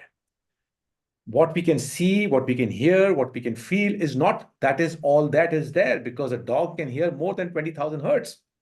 You cannot, but that doesn't mean that the more than 20,000 hertz frequency is not there. X-rays you can't see, but X-rays are there. So आकार का मतलब है जो manifested और non-manifested, जो आपकी senses देख पा रही है, नहीं देख पा रही है, वो आकार में, that energy when it takes a form, because the energy is coming from nothing. It goes into nothing. We are coming from nothing. We will go into nothing. So why have an ego? You'll coming from nothing, you'll go into nothing. That three, when it manifests into this creation, that when you add a 1 before that, means that this entire manifestation is intertwined into one ecosystem. मतलब एकाई में जुड़ा हुआ है. That means you and me, this is what I was saying earlier, you and me, the tree and me, the dog and me, the mountain and me, everything is one. We are all from the same elements. I may be a small bubble appearing for 70 years in this manifestation, but ultimately I am nothing. And that Ek Onkar means that the entire creation intertwined in the forms of these three energy, which takes a form, is intertwined into one. The Om, the diversity is intertwined into one. When you understand, then you know what you'll say, the good and bad exists. I have to focus on the goodness. Because negative thoughts are not in my, that's a part of the system, right? If I'm going to cut the tree, ultimately the nature will also come back to me because it's intertwined into me. So that's how you start respecting everything. Does that make sense? Yeah, go ahead. Khushi? Yes, sir. So, good morning, everyone. Amardeep sir, actually, I wanted to, first of all, thank you for the video and for the aesthetic clips that you have shown in the video and the knowledge as well. Thank you. Thank you. So, I had like 3 to 4 questions about the video that we just saw right now. So, there are like, again, some 3 to 4 words that I would like to know the meaning of. First one is udasi, means that sadness or what? All right, a great question. Thanks. I'm glad you're asking that question, Khushi. Right. So I think, Khushi, I addressed these things right in the beginning, but that's fine. It's a long journey. We are close to 17 months into showing this, and it's good you're asking that question. You see, what happens is, udasi, the word, we tend to think with udas hona, to unhappy ho gaye, right? No. उदासीन, देखो एक हमारे ना Indian tradition में एक परंपरा है जिसको कहते हैं उदासीन. उदासीन वो होते हैं जो एसेटिक्स होते हैं, जो ये जो कुंभ के मेले में जो नागे जोगीज और जो साधु आते हैं, ये सब उदासीन परंपरा में आते हैं. उदासीन मतलब होता है जो एक एक्टिव मटीरियलिस्टिक परस्यूट से थोड़ा हट जाते हैं. अब इंसान कब हटता है? जब मन के अंदर में एक क्वेश्चन आता है कि who are we, why are we there. The deeper questions, right? When you get the deeper questions inside your mind, which every human being should get at some point of their life, right? It creates a term in Hindi, what we call as, or in English, we call as detachment, or in Hindi, what we'll call as vairag, or in Punjabi, we'll call as bairag, right? Vairag or vairag ka matlab hai ki I'm there. I'm like a lotus in the pond. A pond is filled with dirt. I am there blooming like a lotus, right? I am there. My entire existence is there. But I'm detached from that because the dirt of the pond doesn't actually negate or does not spoil the beauty of the lotus, right? So I'm there, but I'm yet detached, right? And that's the state of mind when you get into, you are actually in the Indian tradition, we're calling it as udasin. So Nanak's journeys are called as 4 udasis. He worked in his early parts of his life, he worked in Sultanpur Lodi under the Lodi dynasty's the Modi Khana there in the store. At a later part of his life, he was a farmer, but in between, for 22 years, he got into a detached state. when you start doing these travels, when you're not going for sightseeing, you're going to actually have dialogues with people of various traditions. You have to have a mindset to say, there's a bigger purpose of existence, and I want to have those dialogues. And that can only happen when you become detached. When आप खाना पीना रोटी कपड़ा मकान जो Maslow's curve है, मेरी basic needs से आप ऊपर उठ जाते हैं. That's what is called the state of udasin, right? And when he traveled on his 4 long journeys, we in our tradition, in the Sikh tradition or in the Punjab, we call them as Nanak's journeys of udasi. I hope you understood, right? Yeah, I got It's that. not sadness. He was a very, very jovial man. Because to question every challenge that he's facing, your mind needs to be very attentive, right? So he's not a udas man who's a garb panke, he's sitting there, right? So I think that's where it is. Yeah. Okay, so next one is, what's the meaning of padtal? Oh, I'm so happy she's listening, right? So, padtal, atma padtal, atma padchol, self-reflection. Padtal came with the word atma. Atma is self, right? Padtal is to ponder within. You know, in our Indian traditions, wo kehte hain, since you asked me about this, Khushi, as you grow up, a lot of people will tell you, Rab ka naam lo, Rab ka ye karo, naam ko wo karo. Naam is a very common thing in the bhakti sense of our Indian traditions. What is naam? The simplest, like Ek Onkar, God is one. It's a very shallow definition. आप कहोगे नाम लो, किसी ने आगे एक राम का नाम बोल दिया, आपको विष्णु का नाम बोल दिया, अल्लाह का नाम बोल दिया, उसको आप रिपीट करते हो. नहीं. Naam is all situational. Your life is very unique to you. Your life is not my life. Your situations are not my situations. Right? Your life will create own challenges. And in those challenges and all those opportunities, self-reflection, contemplation, thinking about it, rights or wrongs, contemplating, that is Atma Padtal or Atma Padchol, or you will say as Naam. Forever contemplating. Not contemplating on some, that may be your path. I'm not questioning anyone. Someone has this repetitive path, go ahead, by all means. I'm not trying to demean anyone. But I think the deeper meaning is situational based reflections. Does that make sense? Okay. Abhiyansh, you are next. You may unmute and ask your question. Abhiyansh. You're on mute, Abhiyansh. Any other questions that are written here that I need to take? Aradhya, you are next. Yes, ma'am. So my question is, we have seen so many gurudwaras that they were very beautiful in past, but now they are transformed into ruins. So why no one used to take initiative to repair it? Sorry, now they are transformed into? Ruins, खंडहर. Ruins, खंडरात. देखो ऐसा है, इमारतों में कुछ नहीं पड़ा. अगर आप चीज समझ जाओ ना, तो your body is the temple. Your body is the Gurudwara. Your body is the mosque. Your body is the Isai Girja Ghar, jo bhi aapko, right? Ultimately, what were these spiritual masters trying to tell us? अब देखो एक history आई है. History you and I don't make. History is his story. Sorry, I mean all the ladies and girls. Sorry, someone did not say it's her story, right? But it's his story, right? So, but history क्या है? एक story है. अब वो story I चली गई, तूफान आया खत्म हो गया, पार्टीशन हुआ खत्म हो गया, हमारे बुजुर्गों ने कुछ चीजें एक ग्लोरियस चैप्टर में बनाई थी. वो हमारी बदकिस्मती है कि हमारे साथ हिस्ट्री ने इतना रूथलेस चैप्टर खोला कि हमारे सारे लोगों को वहां से इंडस रीजन से उथल पुथल करके यहाँ भेज दिया, यहाँ के लोगों को वहां भेज दिया. 10 मिलियन लोग मूव हुए. अब जब लोग मूव करेंगे तो जो केयर करने वाले लोग जहां रहते हैं वो तो खत्म हो जाएगा ना. अब लोग आप टेम्पल्स देखो, आप गुरुद्वारों की बात कर रहे हैं. अभी तो मैं इसको आप दिखाना शुरू करूं, मेरी दूसरी काम में आप देखोगे so many temples, the Hindu temples around in this region, so many Jain temples in that region. And let's balance it. If you see in the East Punjab, because Punjab got divided, मैं इसको कभी-कभी कहता हूं, it's not divide of India, it's the divide of Punjab.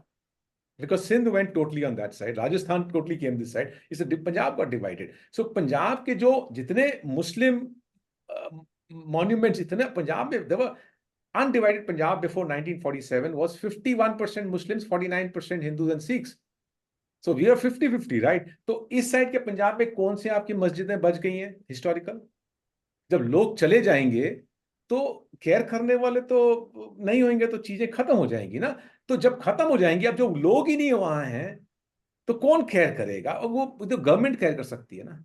Government will do their own little bit. I mean, my point is we need to build the temple in our body. We need to build the mosque in our body. And there's a beautiful verse of Namdev which comes in the Marathi tradition. This body is the mosque, he says. So let's try and get to there, because then you're a mobile place of worship. You don't need to go into any places of worship. Abhyansh. Thank you, sir. Abhyansh. Otherwise, unmute Khushi, Manisha. Done. Khushi, you may ask your question. Sir, Achha, okay, let Khushi, let Abhyansh go. Abhyansh. sir, it was by mistake. Okay, fine, no problem, Khushi. Now that is by mistake, ask a question. All right, next time. No, Khushi. Yeah, okay, Khushi. So once you say that any factions that nature gives us is endless, and it is a mind that is, seeking more and more every time. And then Guru Nanak ji said that yet my mind is, seeking and longing for more and more. So it's like, what's the meaning of factions over here? And what's the thing that you're talking about that nature gives us endless and we're thinking about more and more? Like, I know it can be about money, but how it's about nature, I'm wondering. Okay. एक verse आता है, cell पत्थर में जंत उपाय के ताका रिजक आगे रखिया. सैल पत्थर. Go in the mountains, barren mountains, dry mountains. पत्थर, उस पत्थर में जहां पानी भी नहीं है, उसमें भी आपको एक ऑर्गेनिज्म मिलेगा, जी रहा है इसके अंदर. कभी कभी देखा है पहाड़ों पे जाओ, एकदम खंडा, एकदम ड्राई माउंटेन का, पत्थर तोड़ो, उसके अंदर एक इंसेक्ट निकल रहा है, कुछ वर्म निकल रहा है उसके अंदर से, राइट. उसका भी रिजक आगे रखा. रिजक इज फूड. उसका फूड भी उसमें रखा हुआ है. कहने का मतलब ये है कि everything that is created in this one, एक ओमकार जो आप कह रहे हैं ना, oneness of creation, everything that is created by the energy and sustained by the energy and destroyed by the energy, it has taken care of it by itself, right? Challenges of life, humanity has created umpteen number of challenges by bringing in a structured way of life, and you and I don't need to negate that. That's how we have evolved, right? But एक free में जो पंछी जो घूम रहा होता है, एक एनिमल घूम रहा होता है, वो फ्री में नहीं होता, उसके ऊपर भी डर होता है कोई आगे खा जाएगा उसको. So this positive, negative challenges of life are common for every species, even for a plant, even for an insect, for everyone, right? But the most common thing, we tend to think as human beings that materialism is the benefactions that are given to us, are the gifts that are given to us. No. Why do you go to that? That's a very higher level. Your food that's put on the table, where does it come from? Why is it coming to you and not to someone else? That's a gift. When the roti kapda makan gets satisfied, as you evolve in life, your mind then starts evolving beyond. And you guys are young kids. I'm glad you're asking these questions. But as you start evolving beyond, I need to actually bring this to a call to an end, because my cab is here. I need to rush now. So the last question I'll take, Jujit. This is the last one I'm doing. So as you start evolving, your aspirations start bigger and becoming bigger. My aspiration at this point of time, when I was saying that verse and I was asking myself, is not about materialistic aspects. I've had a successful career. I've made money put food on my table for my family. I will survive. Okay. My desires are for something more. And when I am not able to achieve those deeper and societal desires, because for that also in today's world, you need money. You need a lot of resources to do these things, right? So kya hota hai? Mind then says, it's not quiet. It's still trying to do. And as long as the mind is running, I want my mind to run. I want it to run, but it should run for the right thing. And I think when it runs for the right narrative that it wants to create in the next 10 years of my life, I think that's a better purpose to live for. You will get there if you actually try and move there, but you have to satisfy your basic needs. So I think, I'm sorry, I can't take more questions, but I have to actually rush now. Yeah, no problem. Thanks a lot, Amardeep. Really appreciate your time and your taking the time to answer all these questions of the kids. And see you in August. We'll figure out the date offline. I'm traveling for, let's separately convert. Yeah. Traveling to Australia in a few days, so let's try and do it before that. Okay. Yep. Yeah. Okay. Bye-bye. Okay. Bye. Thanks, Amardeep. So, Rajbardhan, I tried to answer your question, right? Brinda is here, so we'll just move on to Brinda's session, but I'm happy to talk about it more next time because you're asking very good questions, right? And I think that many people have those questions in their mind, but they don't ask those questions. Those are important questions you ask, so we can talk more about it next time. But Brinda, over to you. Yeah. Thank you so much.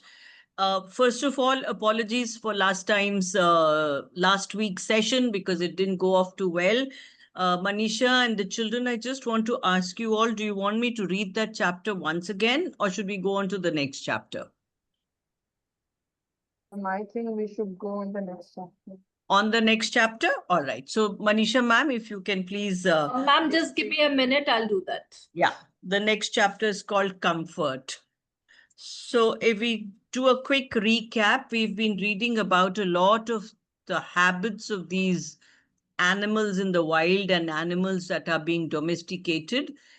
We've read about various habits of theirs, and now we're going to read something, as the chapter tells us, about comfort. And children, if you think I'm going a little too fast, just raise your hand and I'll adjust that. And if you want me to explain any meaning or anything, you may put it up in the chat too.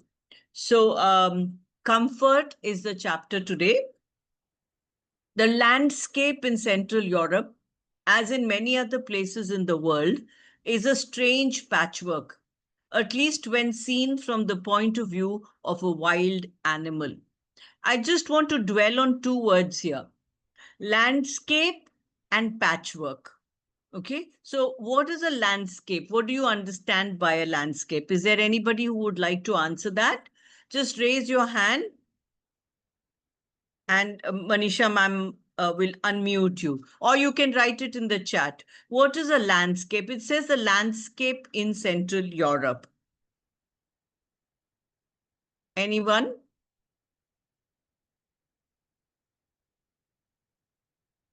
Beta, we will give you a chance to read the chapter in course of time. Let me read it right now. And I just want to know if anybody would volunteer to give us the name of the meaning of this word landscape. No? All right. So landscape is when you look at the terrain of a particular place, the things that can be seen in that, you know, the little hills, the water bodies, little, you maybe just mounds of rocks and things like that. So all that put together makes up a landscape. And the next word that I said is that it is a strange patchwork. Why patchwork? Because there are patches of plain land, patches of mountains, patches of rivers, lakes, trees, forest areas, etc. So to the animals, when they look at it, it looks like a strange patchwork of all these things put together.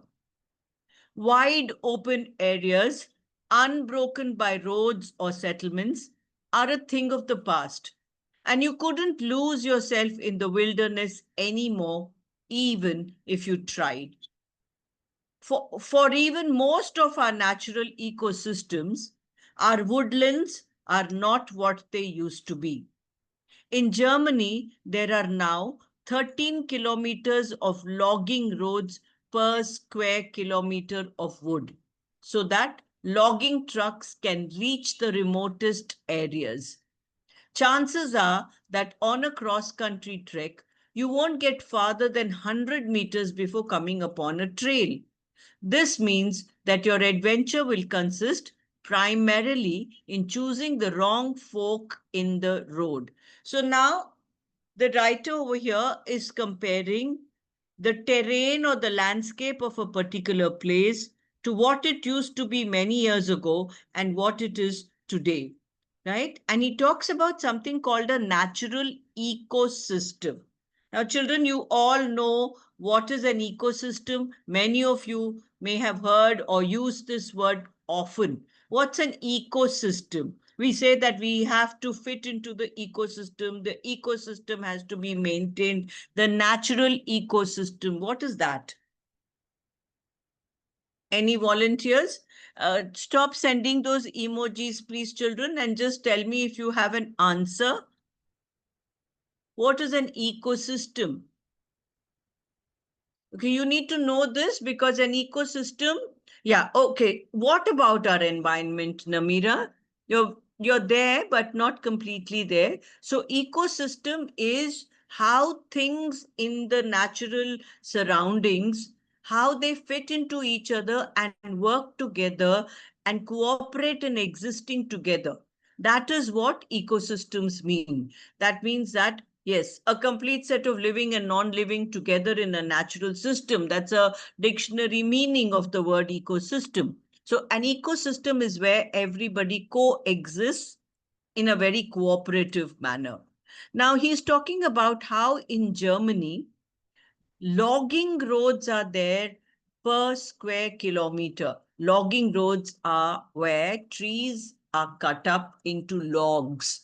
And all this wood is used for various purposes by man. So he then says, this means that your adventure will consist primarily in choosing the wrong fork in the road. The wrong fork meaning sometimes roads are divided into two. I'll just explain that with my, I'll keep my video on for this. Yeah. So if you look at it, if there is a road going like this portion of the road over here would be the fork, right? When there are two roads separating like this. So if they go wrong, then they might land up somewhere where they don't know, they don't want to. Trails have distinct disadvantages for the natural world. The once loose soil is hugely compacted, and the tiny creatures that used to live in its subterranean layers have all suffocated. So this is what man does to nature. Trails have been made for the purpose of logging, and when the trails have been made, roads have been made in such a way that the loose earth over there, the soil has been compacted. That means it's been pressed down. And because of it being pressed down, the little creatures in the soil have all died and suffocated and died, right? In addition, trails act like dams to block the flow of water. And this interference should not be underestimated, meaning that water which used to flow freely has also been blocked. And that creates a huge problem for those creatures that depended on these water bodies for their existence. Numerous streams flow underground, and in many cases, they are blocked or diverted by the compacted soil under trails. This means some sections of woodland are transformed into parcels of swampland on which many trees fail to thrive because their roots suffocate in the foul brew. Okay, what is the meaning of a brew? A brew is actually a concoction to make a drink. You know, when you mix certain things and then you cook that thing, it becomes a drink worth drinking. For example, we brew the coffee before we drink it, or we brew tea before we drink it. So here he says that because so many underground water bodies have been covered up by this compacted road, the water in that actually starts becoming foul because it's not flowing freely. And because of this, the roots of the trees are affected and they suffocate in the foul brew. Woodland trails also pose substantial obstacles to light-averse ground beetles. The beetles, which lost the ability to fly long ago, don't dare leave the darkness under the trees to cross paths flooded with light.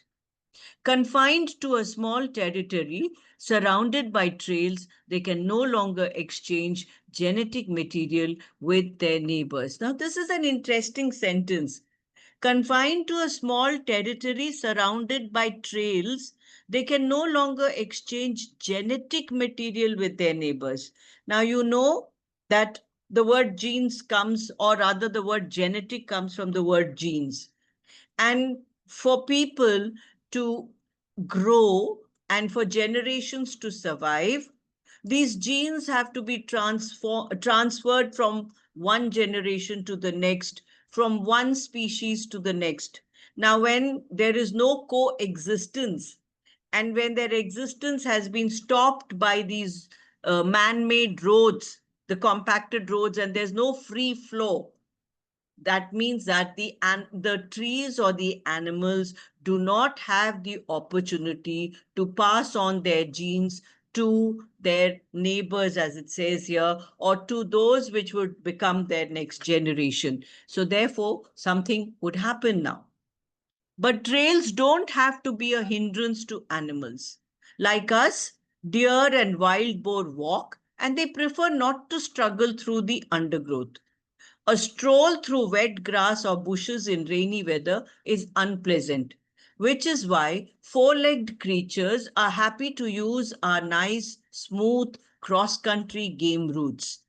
For that's how game see our roads and trails, as game routes provided by people. See the word game here.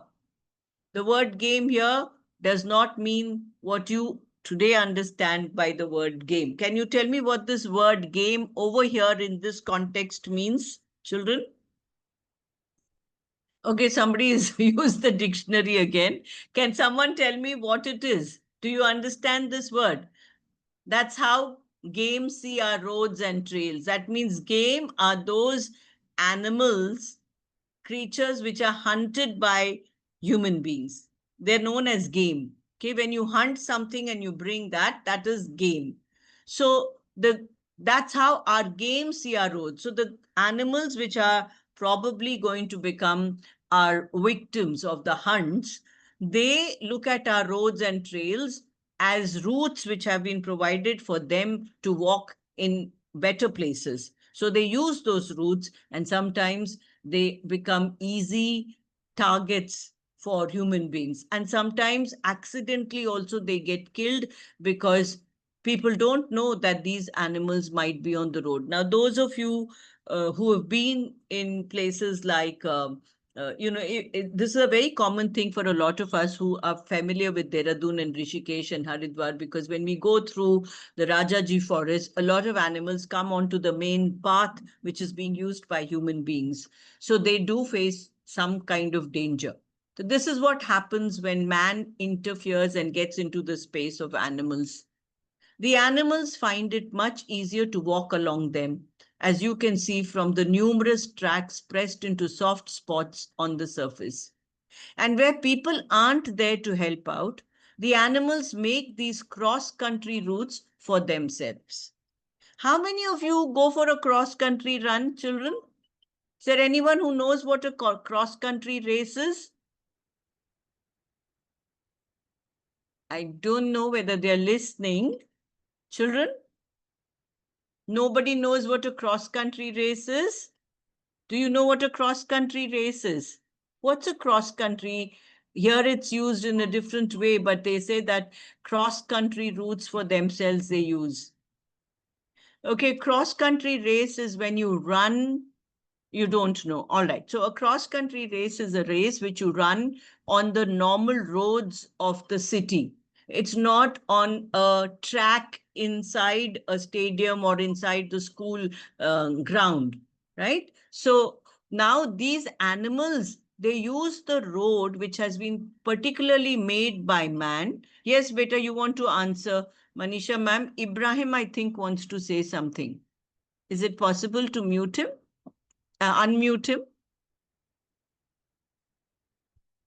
All right, let's see if we can give you a chance, beta. So the animals find it... Ma'am is already is allowed to talk. Yeah, all right. Yes, Ibrahim. Can you hear us? Yes, ma'am. Yeah, tell us. Yes, ma'am. A cross-country race is a long-distance event that is held like once in a while. Many people participate in. Many people participate in it, and there are some winners like first, second, third. Yeah. Okay. All right. So it's generally outside of the school campus, right? Yeah. Do you have that in your school? You go out on the main road and you have a path, a track which has been decided that this is the path you will take when you do a cross-country race. Well, that's how it happens in many schools, right? So just understand here what it means is these cross-country routes which animals are using, they're called the cross-country routes because they're actually man-made routes made for man to get into the forest for his own purposes, right? They're trails. And where people aren't there to help out, the animals make these cross-country routes for themselves. They are, mind you, considerably narrower, measuring only the width of the animal. There is no ordered plan. One day, the lead sow in a herd of wild boar finds her way through the underbush. What's a sow? S-O-W. The female of a boar or a pig is called a sow, S-O-W, okay? So she who's leading the herd of wild boar, she will make her own path. So sometimes cross-country paths are made by animals. You know why? Because when you keep walking on a certain path, the grass stops growing there. There is no growth of vegetation there. So it becomes like a smooth path. The other boar follow, and the grass and other greenery are soon trampled down. Next time the pigs pass, there are still traces of this faint track, and it's still easier to walk along it. Over the course of time, and after years of use, the path looks like a footpath trampled down by people. All the vegetation has been crushed by trotters, and the path shows up as a narrow strip of bare earth. Okay, so look at the word over here, trotters. Trotters are people who walk. Trotting is a way of walking. Actually, horses trot. Okay, but here trotters are those animals which are walking on the path. Knowledge of these easily walkable cross-country routes is passed down from generation to generation unless humans come along and obstruct them. One day, early in my work managing the forest, I had a fence built around a new planting of oak trees. There were way too many deer, and they would have been only too happy to eat the seedlings, juicy shoots. And so I had to protect the tiny trees. Later on, I figured out that the fence had interrupted a well-established long-distance route used by these large herbivores and had forced them to find ways around it. This led to many dangerous incidents with cars because deer began popping up in unexpected places. The fence has since been removed and the deer have returned to using their traditional path. Incidentally, people create trails the same way animals do. I observed the process in the part of the forest I manage that has been set aside for burials, what we call our final forest resting place. This is where we lease ancient beaches to serve as living grave markers, and funerals are held when urns are buried there. Now, beech is the name of a tree, B-E-E-C-H. It's not B-E-A-C-H. So ancient beeches are trees which have grown very old. The burial ground saves the 1,000. Manisha, ma'am, please turn the page. Manisha, ma'am. Ma'am, it's already turned. It's turned 1,000-year-old woodland from the axe. To keep the area as natural as possible, okay, Akash, I'll just explain that. The Forest Service decided not to create any new roads or paths. Okay, grave markers. Grave markers now these beech trees are used as grave markers. That means they demarcate that area which is used as a grave. Okay, so they're just kind of signs to say that this is the space which is the grave. Okay. Nonetheless, a few beaten paths have appeared in places where it is especially easy to walk through the trees and their million-strong offspring. What's another word for offspring? Million-strong offspring. Look at that expression. Offsprings are little babies. Okay, so a lot of little trees and little plants, saplings are all growing there, millions of them. Okay. Rain helps form these paths. When a front of bad weather passes over the wood, the leaves of young beeches drip with moisture for a long while afterwards. No one wants to brush past the leaves because their trouser legs would get soaked in seconds. And so people seek out roots where they can stay at least partly dry, and those coming later do the same thing, following these faint traces of a path.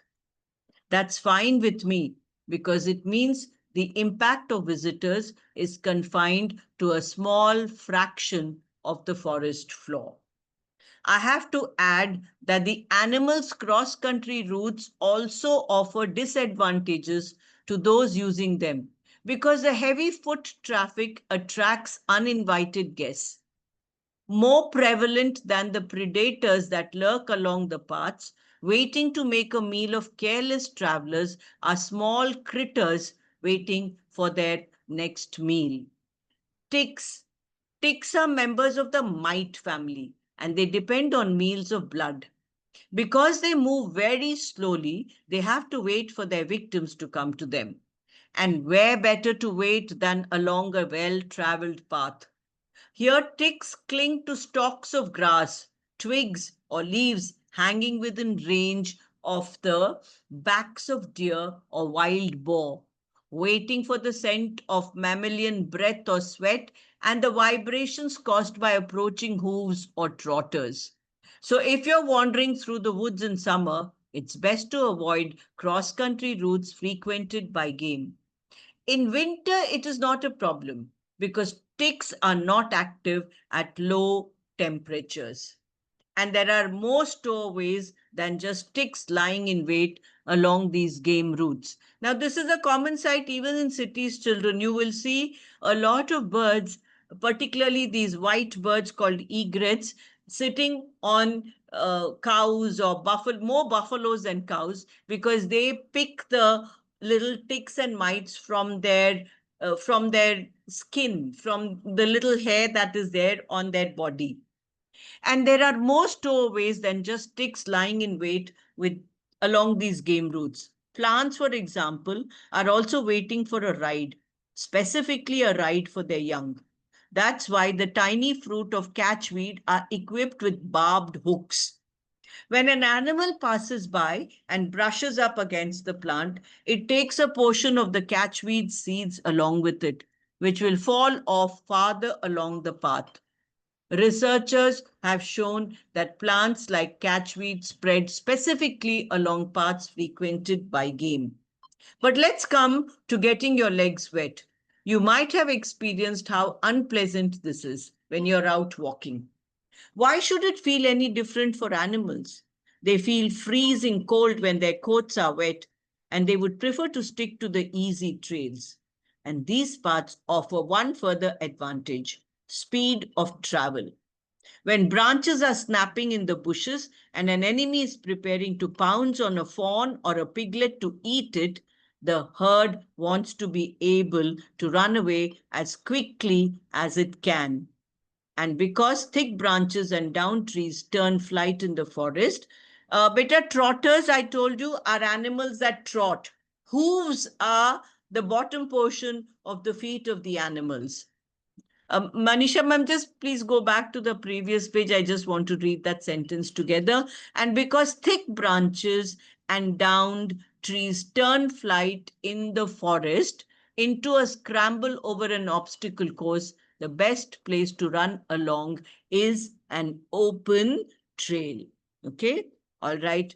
Anything that you have observed specifically? We just have about 4 minutes and we've just finished a chapter. So I think if there's anything that you would, I think you should all reflect on what we just read, because it talks about all these routes and the routes that we, a lot of us sometimes like to walk in forested areas, in better critters over here are tiny creatures they're found in that undergrowth.